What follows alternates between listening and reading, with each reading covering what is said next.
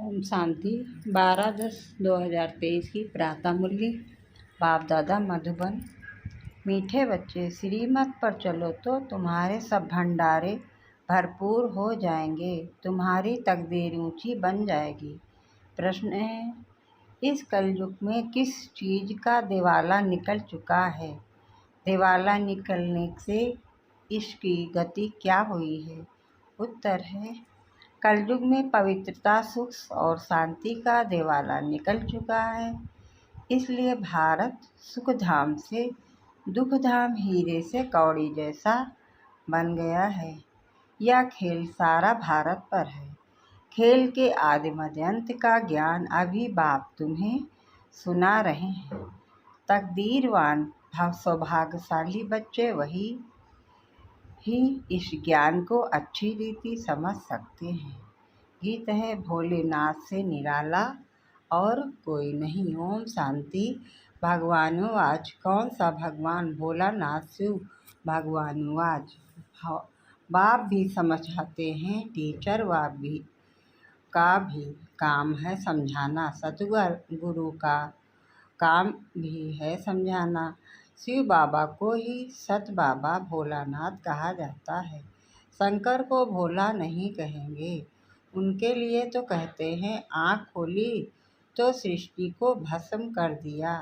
भोला भंडारी शिव को कहते हैं, अथार भंडारा भरपूर करने वाला। कौन सा भंडारा? धन दौलत सुख शांति का। बाप आए ही हैं पवित्रता सुख शांति का भंडारा भरपूर करने। कलयुग में पवित्रता सुख शांति का दिवाला है, क्योंकि रावण ने श्राप दिया हुआ है। सब शोक वाटिका में रोते पीटते रहते हैं। भोलानाथ शिव बैठ सृष्टि के आदि मध्य अंत का राज समझाते हैं, अर्थात तुम बच्चों को त्रिकालदर्शी बनाते हैं। ड्रामा को तो और कोई जानते नहीं। माया ने बिल्कुल ही बेसमझ बना दिया है। भारत का ही यह हार जीत सुख दुख का नाटक है। भारत जैसे हीरे जैसा सॉल्वेंट था, अब कौड़ी जैसा इंसॉल्वेंट है। भारत दुख धाम था, सुख धाम था, अब दुख धाम है। भारत हेवन था, अब हेल है। हेल से फिर हेवन कैसे बनता है? उसके आदि मध्य अंत का ज्ञान सिवाय ज्ञान सागर के कोई समझा ना सके। यह भी बुद्धि में निश्चय होना चाहिए। निश्चय उनको होता है जिनकी तकदीर खुलनी होती है, जो सौभाग्यशाली बनने वाले हैं। दुर्भाग्यशाली तो सब हैं ही। दुर्भाग्यशाली माना तकदीर बिगड़ी हुई है, भ्रष्टाचारी हैं। बाप आकर शिष्टाचारी बनाते हैं, परंतु उस बाप को भी कोई मुश्किल समझ सकते हैं, क्योंकि उनको देन नहीं है। सुप्रीम आत्मा बात करती है, पावन आत्माएं होती ही हैं सतयुग में। कलयुग में सब पतित हैं। अनेक मनोकामनाएं लेकर जगदम्बा के पास जाते हैं, जानते कुछ भी नहीं। फिर भी बाप कहते हैं, जो जिस भावना से पूजा करते हैं, तो मैं उनको अल्पकाल क्षण भंगुर लिए फल दे देता हूँ। जड़ मूर्ति कभी उसका फल नहीं दे सकती। फल देने वाला, अल्पकाल सुख देने वाला मैं ही हूँ, और बेहद के सुख का दाता भी मैं ही हूँ। मैं सुख दाता नहीं हूँ, दुख दाता नहीं हूँ। मैं तो दुख हरता सुख करता हूँ। तुम आए हो सुख धाम में स्वर्ग का वर्षा पाने। इसमें परहेज बहुत है। बाप समझाते हैं, आदि में सुख, फिर मध्य में भक्ति मार्ग शुरू होता है, तो सुख पूरा हो दुख शुरू होता है। फिर देवी देवता मार्ग भिखारी मार्ग में गिर पड़ते हैं, जहाँ से फिर भक्ति शुरू होती है। तो आदि में सुख, मध्य में दुख शुरू होता है, अंत में तो महान दुख है। बाप कहते हैं अब सर्व का शांति सुखदाता मैं हूँ, तुमको सुखधाम में चलने लिए तैयार कर रहा हूँ। बाकी सब हिसाब किताब चुकतू कर शांति धाम में चले जाएंगे। सजाए तो बहुत खाएंगे। ट्रिब्यूनल बैठती है। बाबा ने समझाया है, काशी में भी बलि चढ़ते थे। काशी कलवट कर कहते हैं ना। अब काशी में है शिव का मंदिर। वहाँ भक्ति मार्ग में शिव बाबा की याद में रहते हैं। कहते हैं बस अब आपके पास आऊँ। बहुत रो रो कर शिव पर बलि चढ़ते हैं तो अल्पकाल क्षणभंगुर थोड़ा फल मिल जाता है। यहाँ तुम बलि चढ़ते हो अर्थात जीते जी शिव बाबा का बनते हो। 21 जन्म का वर्षा पाने के लिए।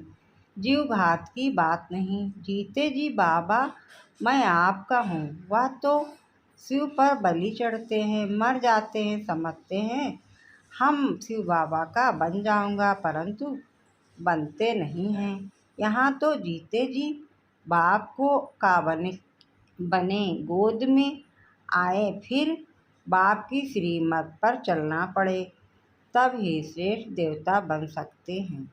तुम अब बन रहे हो। कल्प कल्प तुम यह पुरुषार्थ करते आए हो। यह कोई नई बात नहीं। दुनिया पुरानी होती है फिर जरूर नहीं चाहिए ना। भारत नया सुख धाम था, अब पुराना दुख धाम है। मनुष्य इतने पत्थर बुद्धि हैं जो यह नहीं समझते कि सृष्टि एक ही है। वह सिर्फ नई और पुरानी होती है।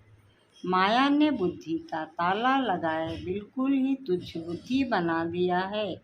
इसलिए एक्यूपेशन जानने बगैर ही देवताओं की पूजा करते रहते हैं। इसको ब्लाइंड फेथ कहा जाता है। देवियों की पूजा में करोड़ों रुपया खर्च करते हैं। उनकी पूजा कर खिला पिलाकर फिर समुद्र में डुबो देते हैं। तो यह गुड़ियों की पूजा हुई ना। इससे क्या फ़ायदा। कितना धूमधाम से मनाते हैं, खर्चा करते हैं। हफ्ता बाद जैसे शमशान में दफन करते हैं वैसे, या फिर सागर में डुबो देते हैं। भगवानुवाच यह आसुरी संप्रदाय का राज्य है। मैं तुमको दैवी संप्रदाय बनाता हूँ। कोई को निश्चय बैठना बड़ा कठिन है, क्योंकि साकार में नहीं देखते। आगा खां साकार में था। आगा खां साकार में था तो उनके कितने फॉलोवर थे। उनको सोने हीरे से वजन करते थे। इतनी महिमा कोई बादशाह की भी नहीं होती। तो बाप समझाते हैं इसको अंधश्रद्धा कहा जाता है, क्योंकि स्थायी सुख तो नहीं है ना। बहुत गंदे भी होते हैं। बड़े बड़े आदमियों से बड़े पाप होते हैं। बाप कहते हैं मैं गरीब निवाज हूँ, गरीबों से इतने पाप नहीं होंगे। इस समय सब पाप आत्माएं हैं। अभी तुमको बेहद का बाप मिला है, फिर भी घड़ी घड़ी उनको भूल जाते हो। अरे तुम आत्मा हो ना। आत्मा को कभी कोई ने देखा नहीं है। समझते हैं स्टार मिशल भ्रिकुटी के बीच रहती है। जब आत्मा निकल जाती है तो शरीर खलास हो जाता है।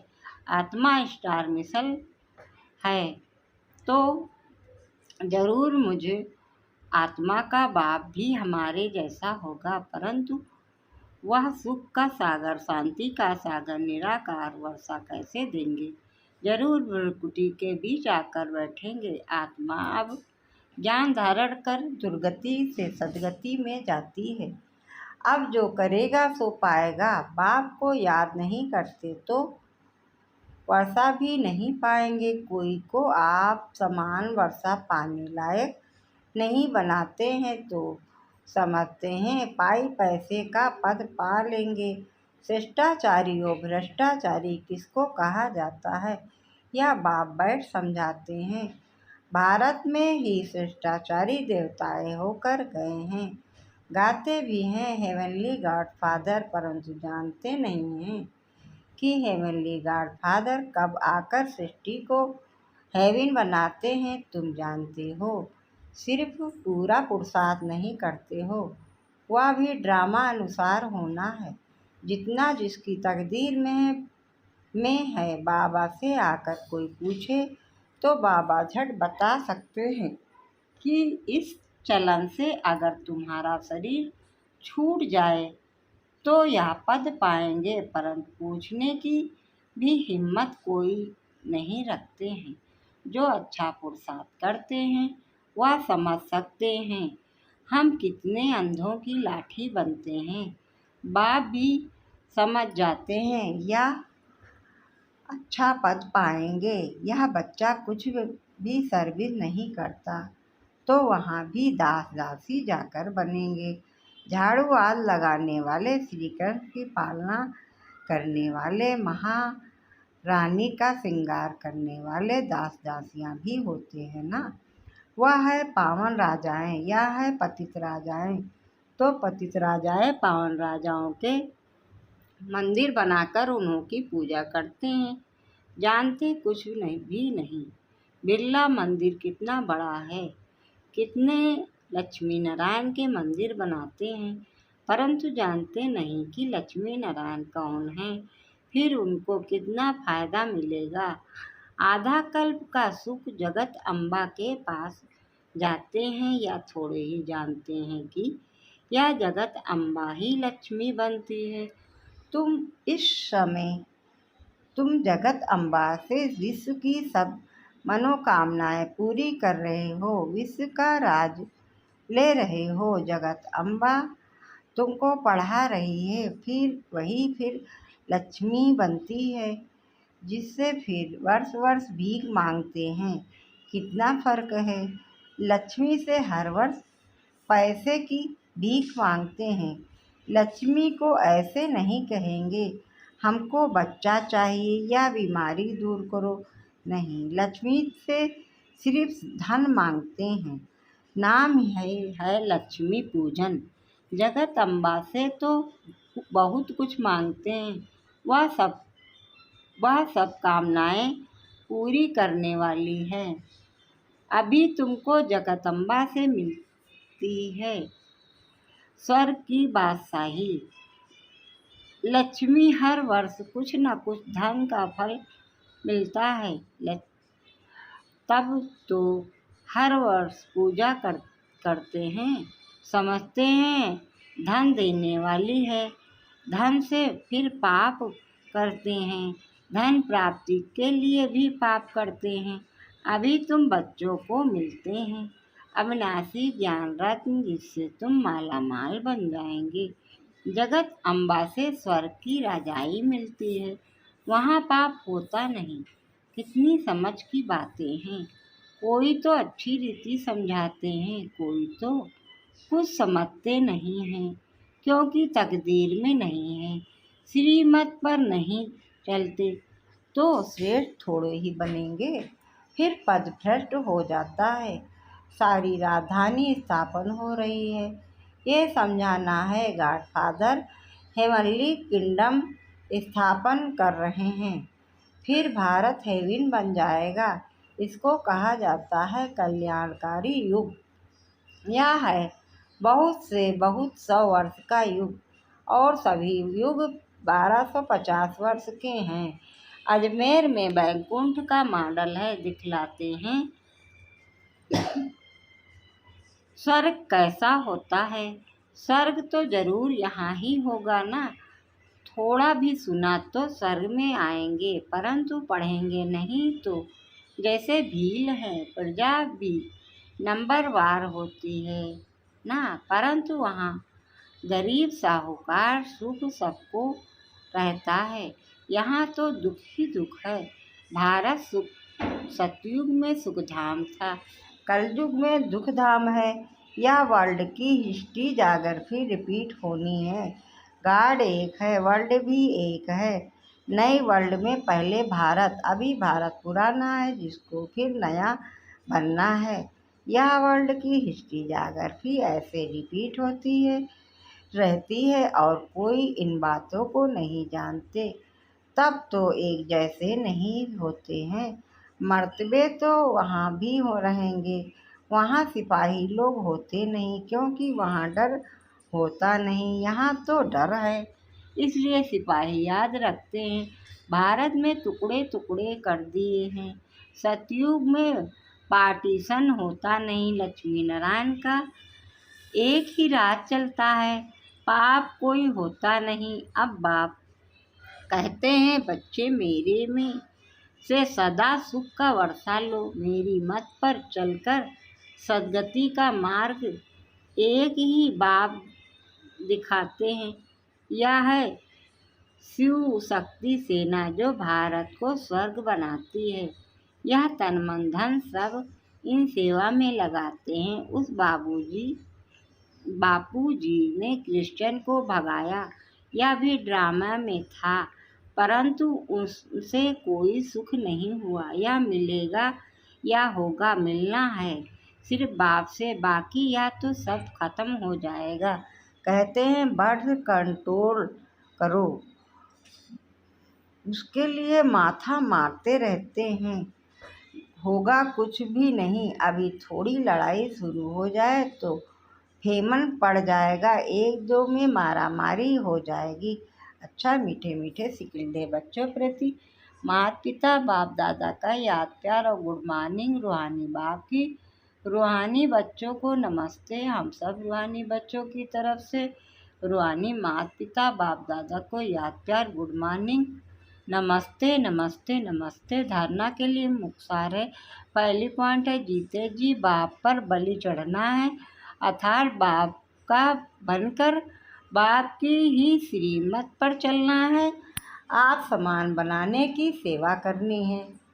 दूसरी पॉइंट है अविनाशी ज्ञान रत्नों का दान कर जगदम्बा समान सर की मनोकामनाएं पूर्ण करने वाला बनना है। वरदान है सेवाओं में सदा सहयोगी बन, सहज योग का वरदान प्राप्त करने वाले विशेषता संपन्न भव। सेवाओं में सदा सहयोगी बन, सहज योग का वरदान प्राप्त करने वाले विशेषता संपन्न भव। विस्तार से ब्राह्मण जीवन विशेषता संपन्न जीवन है। ब्राह्मण अर्थात बनना, अर्थात सहज योगी भव का वरदान प्राप्त करना, यही सबसे पहला जन्म का वरदान है। इस वरदान को बुद्धि में सदा याद रखना, यह है वरदान को जीवन में लाना। वरदान को कायम रखने की सहज विधि है सर्व आत्माओं के प्रति वरदान को सेवा में लगाना। सेवा में सहयोगी बनना ही सहज योगी बनना है। तो इस वरदान को स्मृति में रख विशेषता संपन्न बनो। स्लोगन है अपने मस्तक की मणि द्वारा स्वयं का स्वरूप और श्रेष्ठ मंजिल का साक्षात करना ही लाइट हाउस बनना है। अपने मस्तक की मणि द्वारा स्वयं का स्वरूप और श्रेष्ठ मंजिल का साक्षात कराना ही लाइट हाउस बनना है। अच्छा, ओम शांति ओम शांति ओम शांति। मुरली को सब्सक्राइबर जरूर करिए।